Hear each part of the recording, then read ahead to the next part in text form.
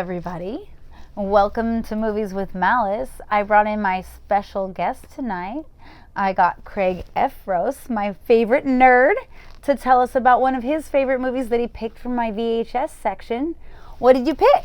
Hello everybody. Today we picked Boom, At Close Range.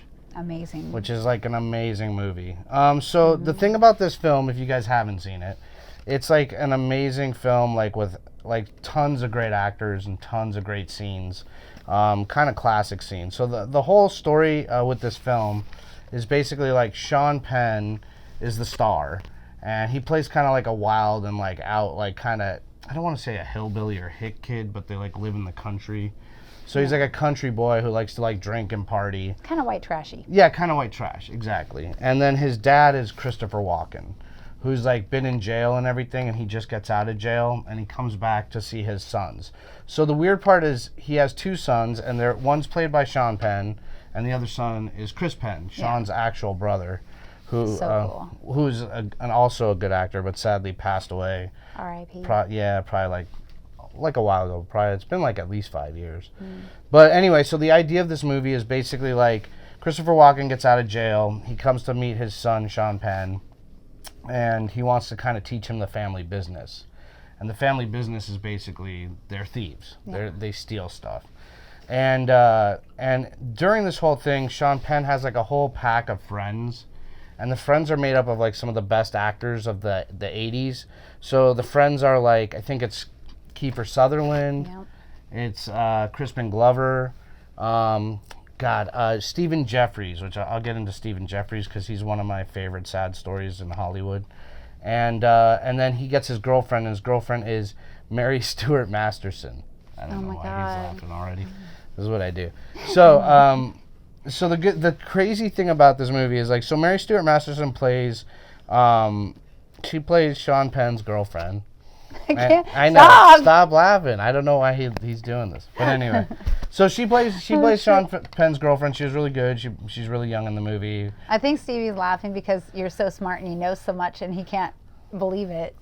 Yeah, Steve just laughs at anything I do.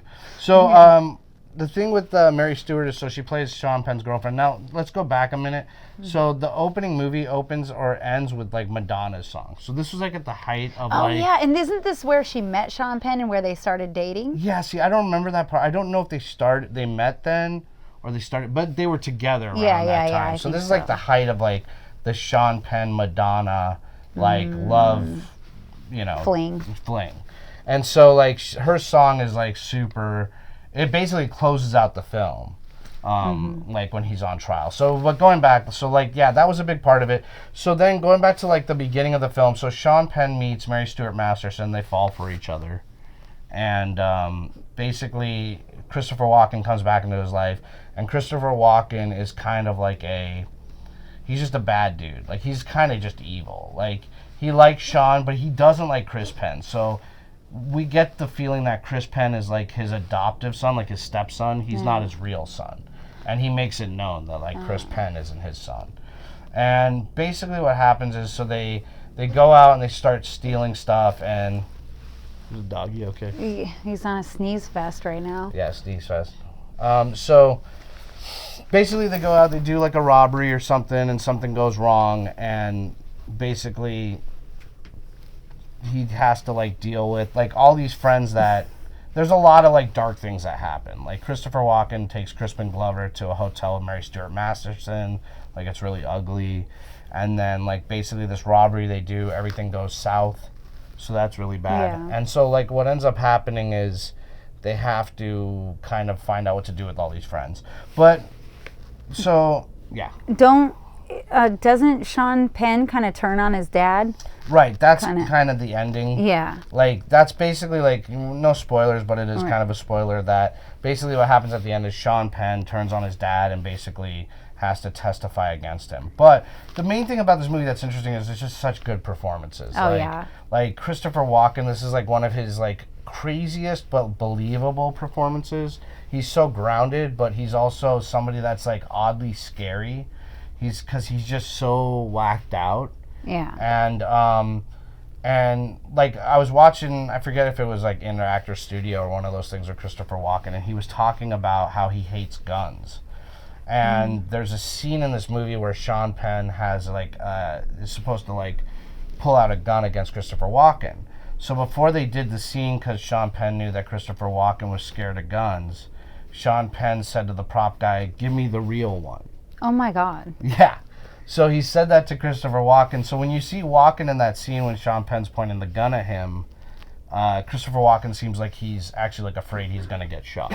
He's really like afraid because he doesn't like guns. I didn't even know that. Yeah. So he commended Sean for doing that because it makes the scene more believable. Right. And then there's like going back to it, like some of the best actors from that time. So Crispin Glover's really good. He has a small part. Same thing with Kiefer Sutherland. The sad one is Stephen Jeffries, and I've talked with Steve about Stephen Jeffries before.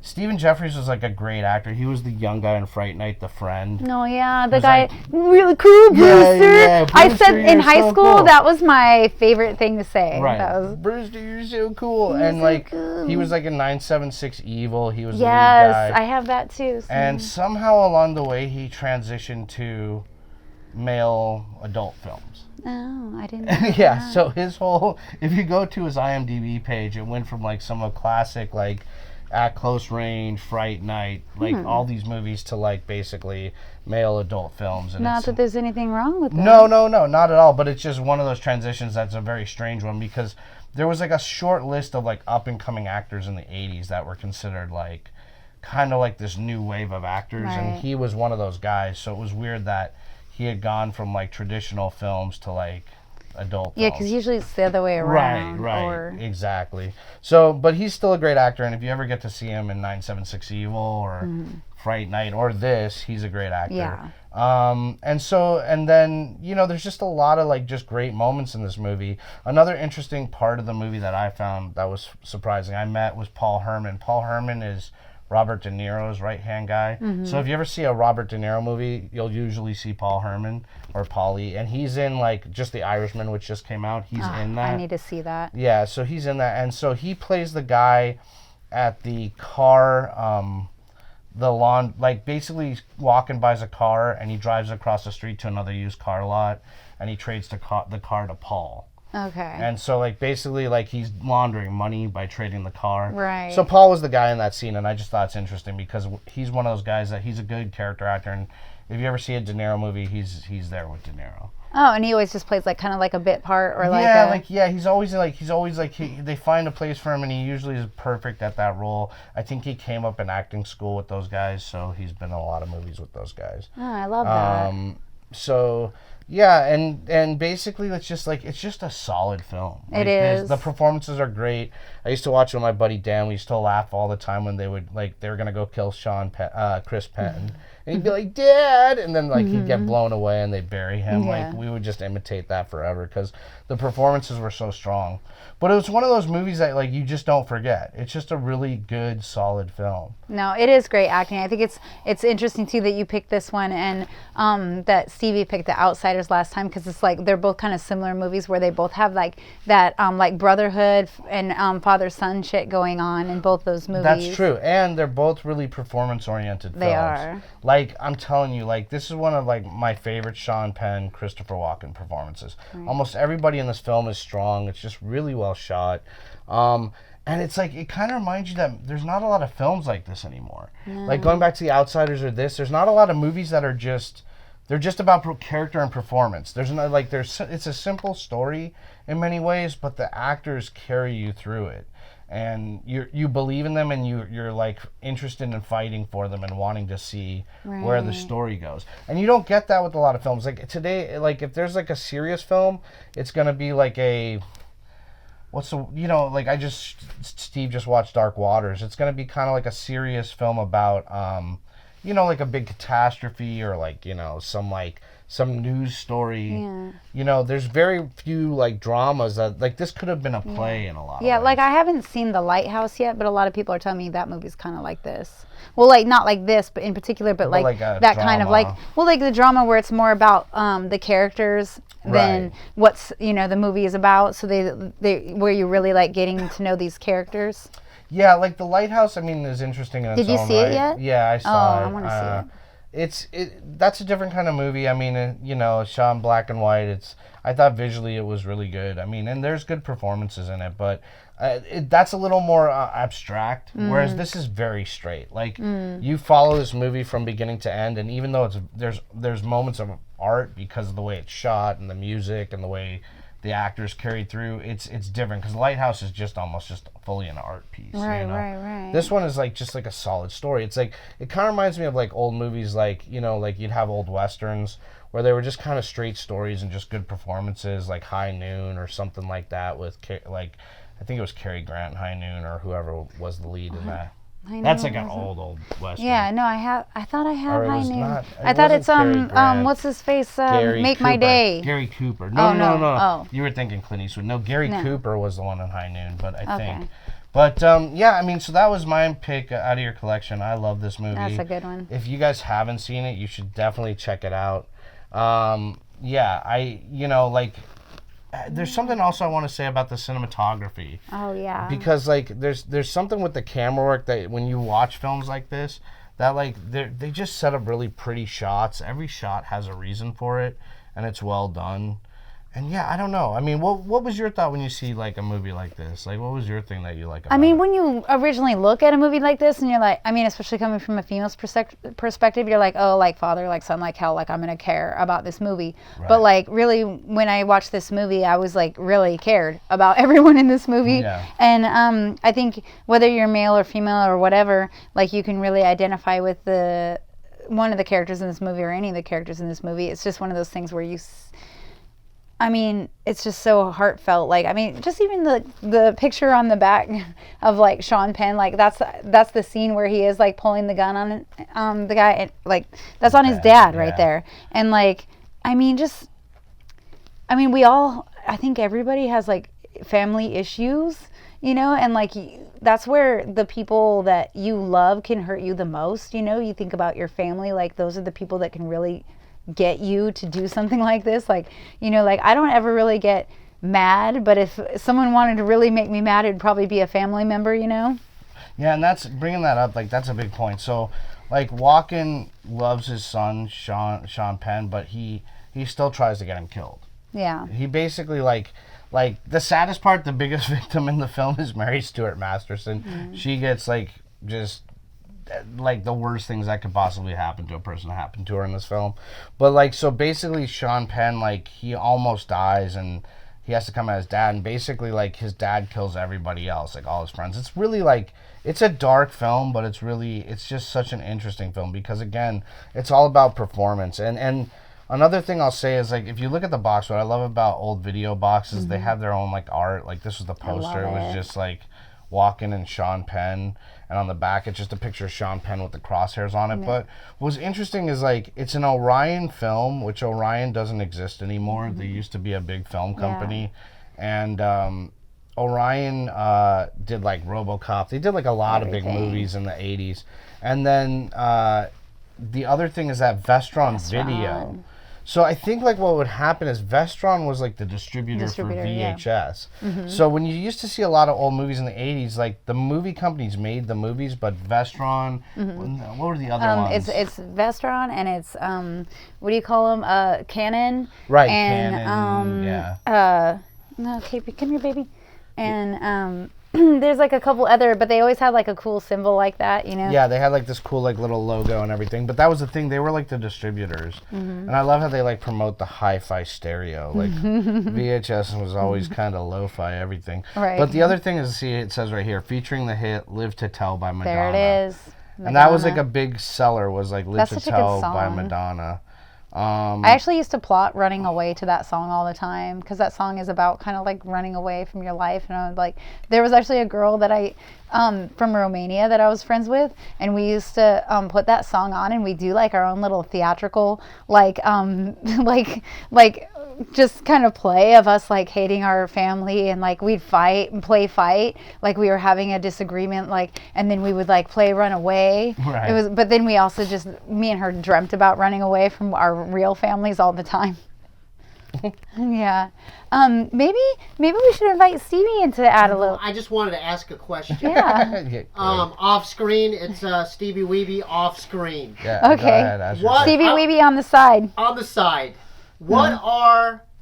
You don't have to Other- yell. Oh wait, maybe you do. No, you can just stay right there. Okay. I can hear.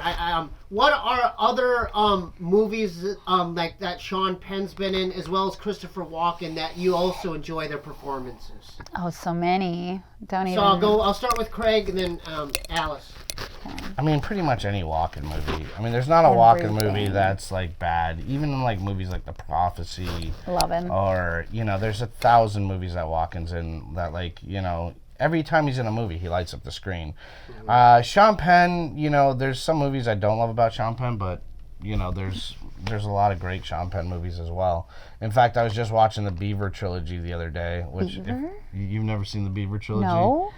You guys have to see the Beaver trilogy. The Beaver trilogy, for those of you who don't know, is a bizarre film trilogy done by this guy Trent Harris, who was like a cameraman for like the news in Utah. Okay. And he basically met this guy in a parking lot named Groovin Gary, who was just a guy that wanted to be on TV in Utah. And basically Groovin Gary was kind of a guy who wanted to show off, and he was like doing bad impressions and everything. And so he sent Trent a thing to come watch him he set up this whole auditorium talent show, and he comes out as Olivia Newton-John Whoa. in Utah and sings like a song. And it's kind of surreal, but it's also something that most people would have just kind of forgot about and passed off and whatever. And for whatever reason, Trent Harris couldn't get this story out of his head, so he remade it twice. He remade this real story twice into 2 other short movies, and the first one starred Sean Penn as this guy, Groovin Gary. So strange. And then the third one, which actually ties into this, the third one is called The Orkley Kid, which is still a remake of this original story with the Beaver Kid, and that stars Crispin Glover. Okay. So it's a remake of the 3, and that's why it's funny, because going back to At Close Range, They're both in this film. Yeah. And so they both happen to be young people. So if you ever get a chance, check out the Beaver trilogy. There's also the Beaver. They did a documentary on Amazon Prime called The Beaver Trilogy Number 4, which is basically a documentary on the whole. I think someone else was telling me about this. Yeah, you got to see it. recently, It's yeah. really great, and again, it ties into this film because it had Sean Penn and Crispin Glover. And Trent Harris then did a movie called Reuben and Ed. Do you know Oh that? yeah, I have that. Yeah, I just somewhere here. Put that. So that was his movie after he did the Beaver trilogy. He did Reuben and Ed, which don't is know a kind of a cult classic. And that's with, I think, was it Edward Hessman and Crispin Glover? Yeah. And it's a very bizarre movie, but it's a great movie. Why can't I think of my favorite Crispin Glover movie, the one where he finds the dead body? River's Edge. Thank you. River's Edge. River's yeah. Edge. Yeah, This River's is. Edge. I always brain fart when I'm just It's all right. River's Edge is so good.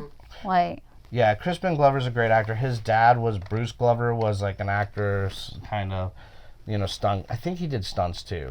And Bruce Glover had been in films before his son. And Crispin's kind of a crazy guy. They just actually, I watched a thing on YouTube about him because he was angry about Back to the Future 2 because he was replaced. And they made an actor up to look like him. Oh, that's horrible. Yeah, and so he actually sued the producer, I think it was Bob Gale. He sued the producer of the film, and because they used his likeness because they didn't hire him on the film. And so he did that, and that set a precedence for what they could do as far as using actors' likenesses.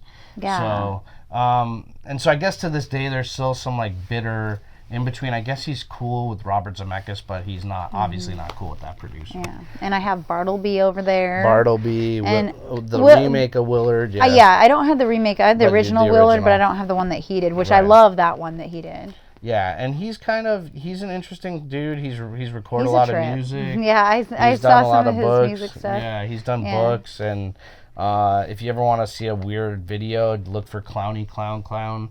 That's a song he did a video for, and that was around the time he did Reuben and Ed. Okay. And another small tidbit for that is that he was on David Letterman. He was on David Letterman's show, and he was wearing big platform shoes for Reuben and Ed to show it off. And he went to kick at David Letterman's face because he's acting kind of crazy. and Letterman's like, we're gonna take a commercial break, and they cut him off. They like threw him off the show. Oh, wow. And so he was kind of just being a character, but Letterman didn't take kindly to it. And I think that kind of hurt his career for many years because they thought he was like a loose cannon. But he was really just trying to promote the film because it was a wacky film and he was being wacky. Isn't he also one of the kind of actors that like really assume the character?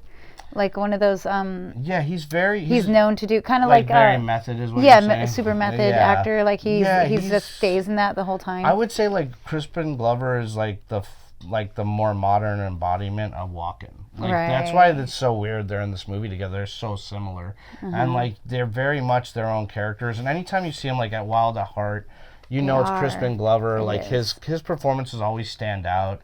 And he's a great actor, and he's a great, character actor. But his own movies are a little weird. If you see, like, What Is It, or some of these other movies he does, they're very strange. But he's an awesome actor. Yeah, he's a cult classic favorite because he does so many of the weirdest movies. Yeah, and in the 80s, he was one of those guys that, like, you would just, you're mesmerized by him. And that's why I said, like, he's the closest to me toward Walken. Whereas, like, Sean Penn, on the other hand, is just a solid actor, but he's kind of like a traditional Hollywood actor who does, can do anything, but, goes between different roles all the time. Is Sean Penn also in, damn it, he's Maximum Overdrive? No, that's Emilio. Emilio Estevez. Emilio! Yeah, that was Emilio Estevez. Cut that part out. Which, well, there you go. There's two brothers, though, right? You got Sean and Chris, and then you got Emilio and Charlie. So, and I was watching Loaded Weapon 1 the other day with Charlie Sheen and Emilio were both in it. And then I didn't even realize that was Samuel L. Jackson before he blew up with, Pulp Fiction. Yeah, I have all those Lethal Weapon movies. I love them. Oh, yeah. The They're Lethal so Weapon good. were great. But going back to it, I mean, I would say that this is just a great film. Definitely one that most people today don't, I think, talk about or just wouldn't see. Yeah, didn't that win awards or something? It really didn't. I mean, it should have. It should. You would think it would, but these films of this era were just like, I don't know. It's like I said, it had Madonna on the soundtrack. I know, well, that's the sad part. The way they have her on the cover, it was like that was more important that they had her song than the movie existing. Like, let's promote it with Madonna. Nobody's gonna see this film, and it's like it's so sad because this is such a classic movie. Like, so for anybody who ever wants to see like great performance, just a good performance film with a bunch of great actors, and that if you want to see Christopher Walken with a mustache, with a mustache and almost like a weird like kind of buzz top. Like it's like he has a weird haircut where it's kind of like flattish on the top, but like not fully flat. A little white trash, little white trash, little like a sexy cop in there. I'm a little upset. This Stevie again. Yeah. I'm a little upset that you guys didn't bring up King of New York. Oh shit! Yeah. Oh, I mean, he's awesome in that. You're right. I mean, that's one of the best movies ever. He's great. You're so right. But if we brought up King of New York, there's so many good actors in there. We'd have to talk for a whole goddamn decade. King of New York's another good one. But here's the thing. What about Bad Boys? Sean Penn and Bad Boys. What about Suicide Kings? Well, right. We could go on for 1,000 years. I mean, going back to Christopher Walken again, like as far as like crazy performances though, this one's on kind of like at the top of the Richter scale. It's a sleeper too. It's a sleeper, and the thing is, like he plays the straight man, but he's Walken. You know what I mean? Like he plays it the way he wants to play. He does weird things. He spins around. He laughs at weird places. Like it's very Walken-esque, and so like there's other movies that also Walken's Walken, but this is one where he kind of gets to be himself, but he's still grounded and he's still believable. That's what I think's cool. But yeah, King of New York's great. I mean, come on, you could go off. You could just go on. There's we could go off. Many good characters in that Walken's movie. been in a million films. Right. He's been in. I mean, all Pulp Fiction. Also, all the other. And all the other horror films I got him in. So he's in so many other underground horror films and shit. Going back to one last note of that is he was in the Dead Zone. Yeah, I got that over there. And Stephen King's Dead Zone. Yeah, Stephen King's so Dead good. Zone. And one note about that was the same thing, that the director knew he was scared of guns. So when he would go to shake somebody's hand, the director would shoot off a gun with a blank. Oh. And so he would get that jarring moment when he shook their hand, like he was. That's like I've been in a few movies where I was supposed to act strangled, and I was just really strangle me. Right. It's way easier than acting. It helps. I can actually be strangled. Exactly. So, anyway, that's my pick. I love it. Thank you for having me on. Yeah, man. I love it. You know everything. I mean, everybody, check this movie out. Tell us what you think. And thank you so much, Craig, for coming on here. Thank you. All right.